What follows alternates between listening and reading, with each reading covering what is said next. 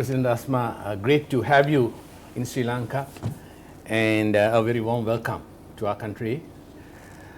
Thank you for being with us. It's an honor for Sri Lanka and our members to have the IFAC President visit us and participate in our national conference, which is happening this evening, and also the related events that's taking place around the national conference, and also your visit to Sri Lanka. Congratulations on your appointment as the IFAC President. For us in Sri Lanka, you coming from a developing nation, it gives us strength as well. Congratulations on sort of success you've had so far, and we wish you all the very best as you prolong the rest of your tenure as the President of IFAC. I know this is your first visit to Sri Lanka, and you came only last morning, and just want to get whether you have any initial impressions of Sri Lanka and the accounting profession in Sri Lanka. You know, you have associated with us for some time as a council member of IFAC, and you know the profession a little bit in Sri Lanka. Just want to get a feel for whether you have initial impressions on the country and also about our profession, if you do have, as an initial question to you. Well, thank you, Arjuna, and I'm really happy to be here in Sri Lanka. I'm very humbled by the welcome that I have received and the hospitality. It is just amazing. And as you said, this is my first year as president, and I'm about to close the first year. It has been a long year with a lot of travels, a lot of visits to different countries. And I can tell you that even though I don't get to do a lot of tourism or sightseeing in countries I visit, because it's most of the time it's very busy agendas with busy schedules and meetings. Usually, as soon as I step out of the plane, I get the feel of the country and the culture. So, how about Sri Lanka? So, as you said, I just arrived yesterday morning. I'm still half jet lagged, but I'm recovering fine. For me, your hospitality is amazing, and the warmth that I feel from people is also amazing. And it's really humbling to see that all the efforts and all the warm spirit that you put in preparing for my visit. For me, I'm always so humbled by this that it gives me nice emotions about the country. And so I'm definitely coming back as a tourist when I'm done with my presidency to discover more, because what I've seen, I really like it.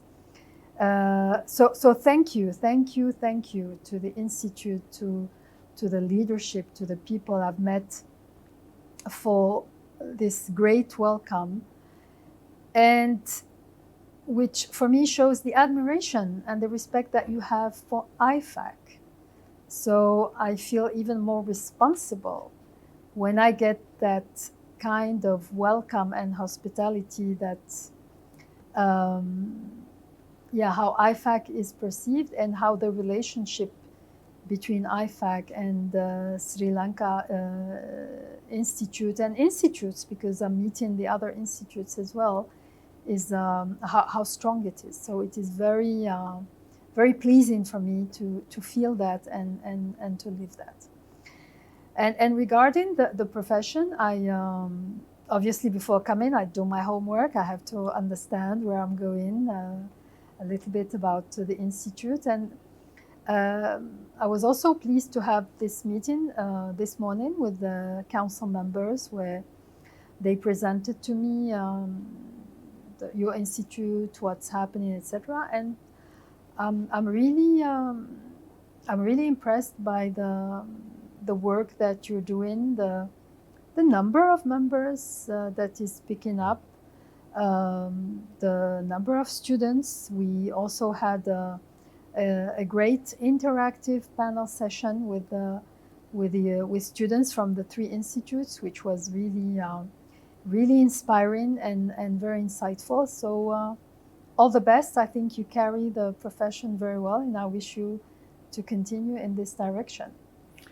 Thank you, President Asma. And I must tell you that under your leadership, you have continued to strengthen respect and admiration of IFAC. We closely bond with IFAC, we interact closely, and we have got tremendous support from IFAC. And today, the Institute, Sri Lanka, is at this level, is because of some of the support that has come from IFAC, and it's continuing to build and strengthen. And we are very pleased to have you support us as well as the President of IFAC, President Asma. So just sort of as continuing our discussion, just to sort of, whole world has come out of COVID-19, and you have taken over the presidency immediately after that, and we're impressed with the sort of progressive nature of things that are happening at IFAC, and which is also strengthening the profession here. And we are leveraging on some of those initiatives and actions of IFAC to strengthen the profession in Sri Lanka. Our membership, and we would like to hear from you what some of the significant initiatives and the recent developments and trends that are happening across the globe, which will sort of allow our members to come to abreast of understanding what's happening around the globe. So if you don't mind, President Asma, if you can share some of the initiatives, trends that are happening across the world and within IFAC as well. If I had to think about the main 2 or 3 topics that we have been working on a lot lately in IFAC, I would say the first one that comes top of mind is, surprise, surprise, sustainability. The second one is the attractiveness of the profession, because it's a topic where we hear a lot of challenges from different jurisdictions and different challenges. So it's also a topic that we are working on a lot. And I would also add another topic that has taken a lot of our energy as well lately in IFAC, which is anti-corruption. Mm-hmm. And so I'll start with this one by saying that IFAC has been very proactive on this and I would say not proactive, but leading on this topic by coming up with like an action plan and some thought leadership documents to assist PAOs, professional accounting organizations like yours, to start leading and working on the topic in their own countries.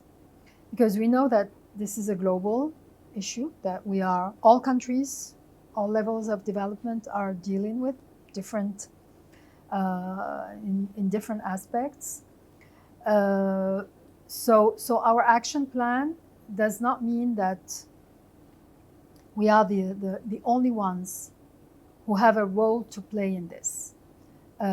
We're not the only ones. It's like other topics, it's an ecosystem topic where we need to work together in partnership, in collaboration with other stakeholders, which are policymakers, governments, civil society, communities, companies, management, those charged with governance, etc., to build and to to fight the damages that are caused by this problem. And so our action plan is very wide, and it covers a few topics, including, for example, supporting international standards, which is one of our strategic objectives, because by doing that, indirectly we participate in anti-corruption activities by producing thought leadership articles and pieces of information to help professional accounting organizations tackle this topic, by collaborating with other stakeholders, other professions, other regulated professions or non-regulated professions, like the profession of lawyers internationally, by advocating whenever we can in conferences, in meetings, in webinars, about the topic,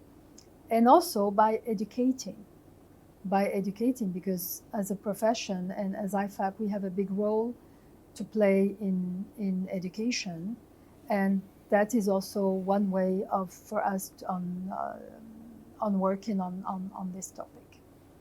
Great, thank you very much. So this sort of gives us a good feel for the contribution that the profession can make in tackling anti-corruption, so that's great.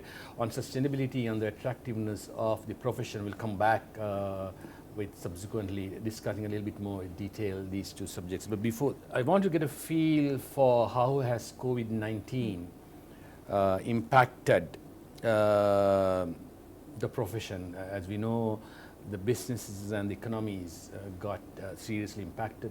Sri Lanka went into economic crisis as a result of the COVID-19 pandemic. It might be good to get a feel from you as to globally, when you look at, from a global scenario, has the profession got impacted? To what extent has it got impacted? And do we have sort of, are we now better prepared in terms of being resilient in crises of this nature in the future? Thank you for that question, Arjuna. Yeah, definitely COVID is something that I think nobody has imagined would happen, and the way we went through it, the way our governments dealt with it was also something that we were going through for the first time. And definitely it has impacted everybody, including the profession. But forget the bad impacts, the bad sides of how COVID has impacted each one of us in our societies and economies.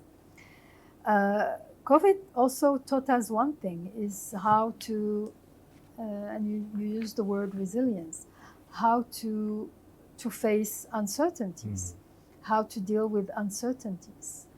And because uncertainties are part of life, and we wake up every morning, we don't know what's going to happen, where the world is going to shift, where our societies, our governments, our countries are going. So that was a main lesson for all of us, that we need to understand and embrace the fact that uncertainty is part of our life, and change is part of our life, and hence resilience. And I think we have proven as a profession that we can be resilient. And we have, like other organizations, we have managed to shift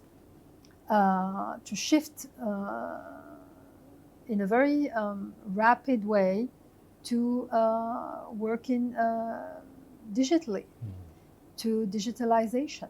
So this was something that nobody would have imagined before, that we would start working using digital tools in remote environments, and be as efficient, and sometimes even more, than before. So it opened our eyes to new ways of working, to working differently. And that leads me to what we advocate for in IFAC, that with regards to preparing our profession for the future, we need to do different things. So if we have managed through COVID to do the same things differently, then the next step that we are in already is to really start doing different things, like embracing more the technological changes, getting more involved in sustainability, being more creative in our ways of working for and with sustainability, etc. Great. No, I totally agree with you. And it shows also that if you decide to embrace change, that you could travel that journey, which we saw in COVID. And a lot of the time we resist change. So, clearly it gives us courage to say that, we can embrace change and we must go forward. And we can do it. Exactly. Thank you, President Asma. Just coming back to your earlier two other topics that you said was sort of globally focused on from the profession's point of view, as well as it's impacting the profession, as well as how corporates operate. One is on sustainability. Clearly, sustainability and sustainability reporting and the environmental, social and economic governance is focused from a public sector as well as from a private sector perspective, and it's been taken seriously across the world, and it's not different in Sri Lanka. As a result of this, there are various professions and parties involved in promoting and advocating on ESG and ESG concepts. What I would like to hear from you is what's the contribution and the role that the accounting profession can sort of do in this regard, and how do you see the future unfolding for corporates around the world and the accounting profession in relation to this area and subject of ESG and sustainability reporting? Well, let me first of all start by saying that IFAC has played a very big role since a few years ago in advocating for sustainability work and for more specifically sustainability standards. And we were happy to see that ISSB, who we have been supporting from the word go, has finally issued the first two global standards, S1 and S2, which will make the sustainability reporting easier and more consistent globally. At least that's what we are hoping. So now the work and the challenge for the accountancy profession in every jurisdiction is to make these global standards become local.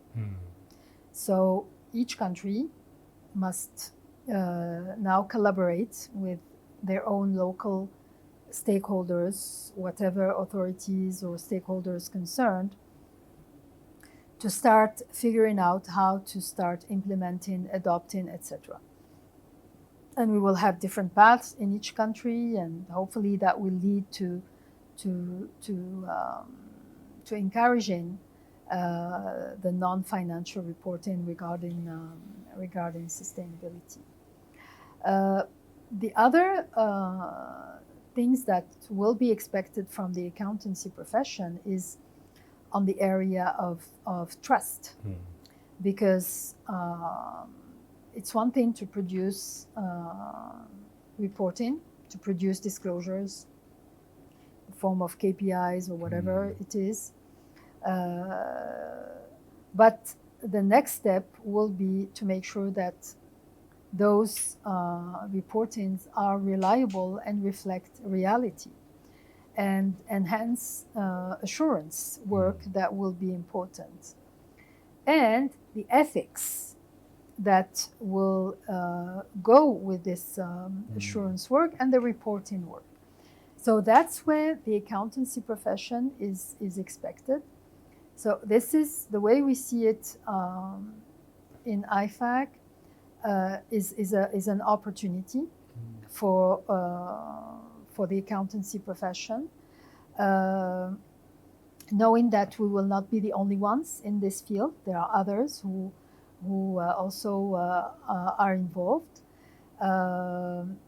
and with opportunities come challenges. And one of the challenges will be to prepare ourselves, and capacity building will be to capacitate our professional accounting organizations and our professionals in terms of upskilling them, educating them, because yes, we have those evergreen skills regarding problem solving, regarding professional skepticism, regarding critical thinking, etc., which will become even more important with the sustainability, even more critical with sustainability reporting. But we need also that subject matter expertise to understand more deeply the topic and to be able to report on it and to give assurance on it. So that is our challenge. And as we know, everything moves quickly.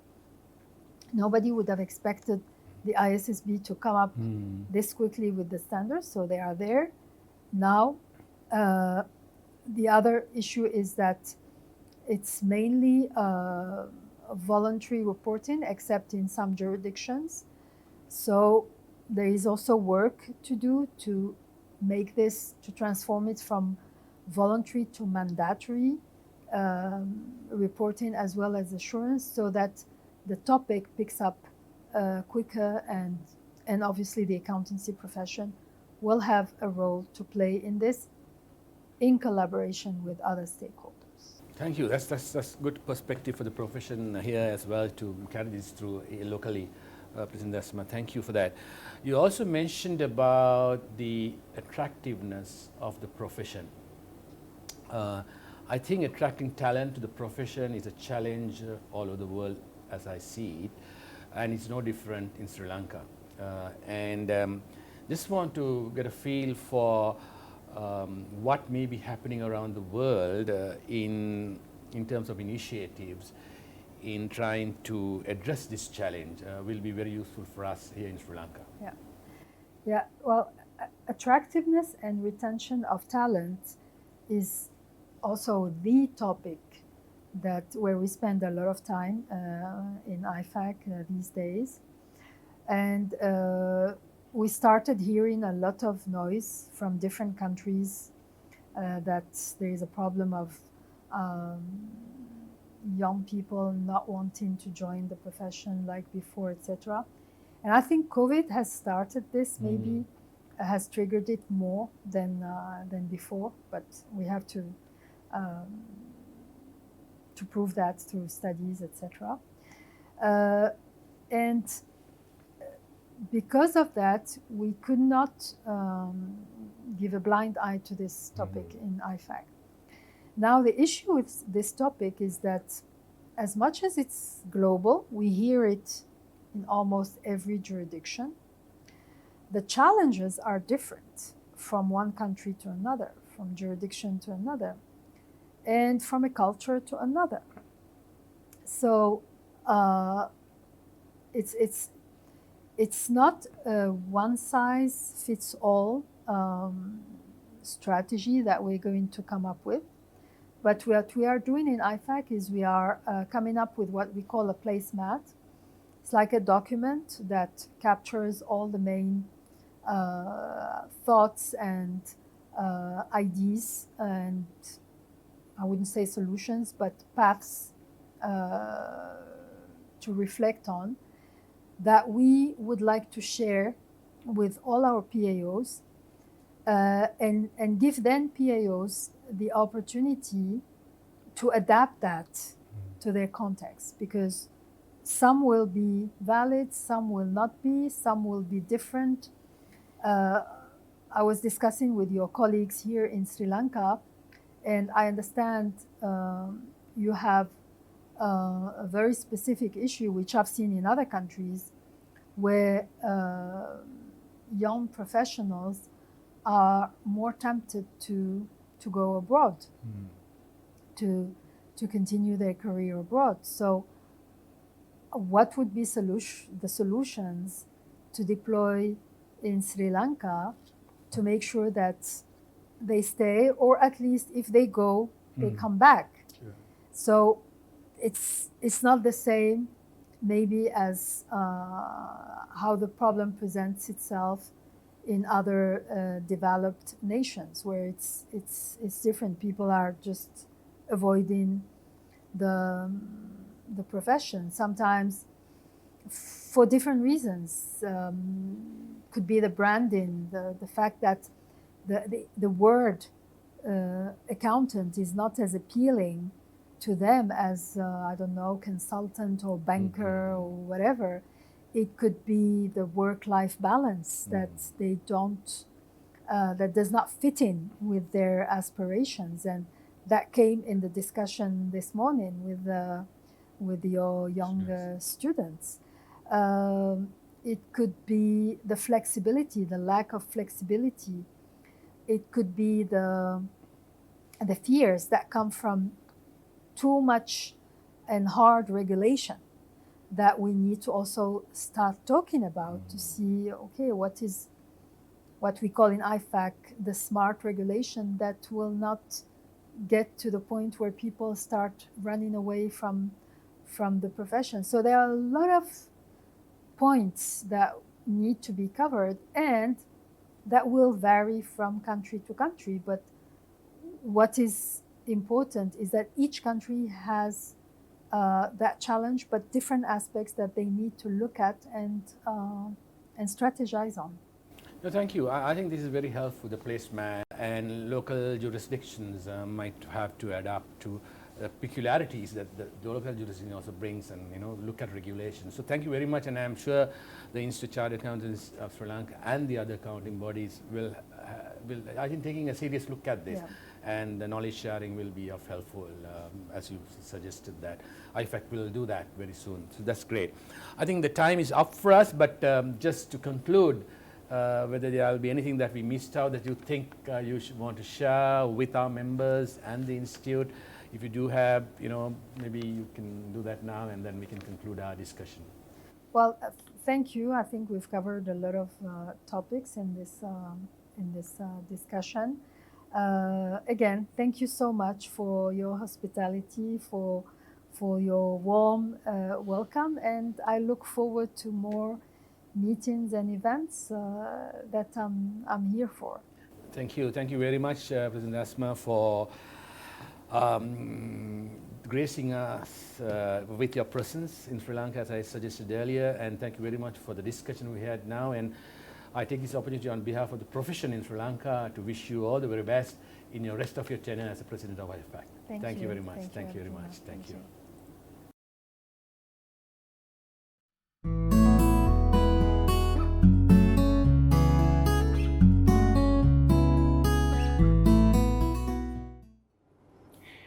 And a very warm welcome. Today we are privileged as we have an exceptional moment, as we have the distinct privilege of hosting Ms. Asma Rasmuki, the President of the International Federation of Accountants, for a thought-provoking discussion that promises to shed light on the global landscape of the accounting profession. And in a world where finance and accountability are paramount, IFAC stands as a beacon of excellence and a driving force behind the evolution of the accounting profession on a global scale. And today our conversation will delve into the heart of IFAC's mission in its dedication to support the accounting students as well as the young professionals worldwide. So without any further delay, once again, Ms. Rasmuki, it is a privilege to have you here, and we warmly welcome you for this discussion and to Sri Lanka as well. It is a true honor. Thank you for being here. Thank you for having me, and it's an honor for me to be here. The pleasure is all ours. Ms. Rasmuki, we've had a wonderful discussion in the morning, and just to speak a little bit about it and to touch up on some of the key highlights, because you mentioned that skills was a definite attribute. In today's rapidly changing business environment, what skills and attributes do you believe are the most valuable for aspiring accountants in today's day and time? Thank you for that question. Obviously, in addition to the technical skills that we have to acquire as professional accountants, the future skills should be more focused on the soft skills and the strategic skills, because as you said it very eloquently, we live in a very changing world, and we are surrounded by uncertainties that come up every day and will continue coming up. So, and I think COVID was one of them, where we had to embrace the challenges and the opportunities as well that came with COVID, and the uncertainties that it constituted to our lives. And so that was maybe a learning lesson. Any uncertainty, any project, any new topic that comes our way, and some of those skills will need to be developed even further. We talked about problem-solving skills. We talk about skills like professional skepticism and other common skills where we need to become more adaptable, and very important, more willing to learn and to upskill ourselves. So that is in itself a skill that we need to acquire and work on. Absolutely, and thank you for that very inspiring answer, because speaking about technical skills and learning new things, if we speak a little bit about the sustainability and environmental reporting, because what do you feel or what do you believe is IFAC's stance on sustainability and environmental reporting with the accounting profession when it's addressing the growing demand for ESG, because it's a rather trending topic? In your opinion, what do you believe is IFAC's stance on the growing demand for ESG reporting? Well, IFAC has been advocating from the word go for sustainability reporting and for all the topics that come with it. And the first one was obviously sustainability standards. So IFAC has been very supportive and advocating for ISSB to issue the standards, and we're very pleased to see that ISSB has issued in a very short period of time those first two standards, S1 and S2. And now the challenge will be to make those global standards become local. And this is where IFAC will continue working and collaborating with local PAOs to support them and help them in this journey, in having the right discussions with the right stakeholders on how to make these standards local. Also, making them mandatory at some point of time. That is also going to be key to making sustainability reporting even more a reality, because right now it has been more a voluntary reporting. So as soon as it becomes mandatory, things will shift even faster and further. The other field that where IFAC is very supportive is making sure that we have global, high quality global standards in assurance and in ethics. So we would encourage also local PAOs to adopt and implement these standards as soon as they come out.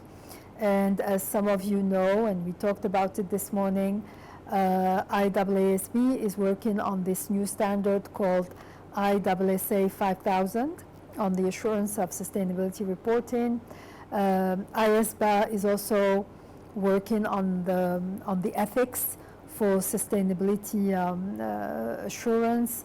So there are a lot of moving parts in the area of sustainability, and IFAC will always be there to support the professional accounting organizations and to advocate for a global baseline for high quality standards. Well, that is so great, and we're definitely looking forward to it.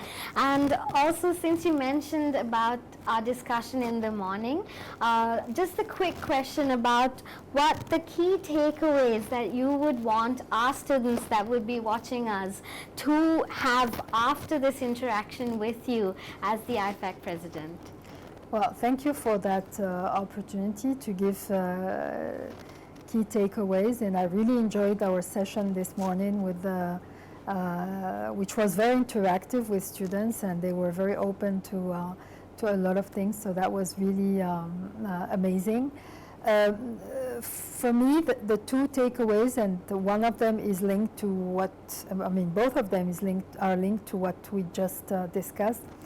The first one is education, upskilling, initial professional development, continuous professional development.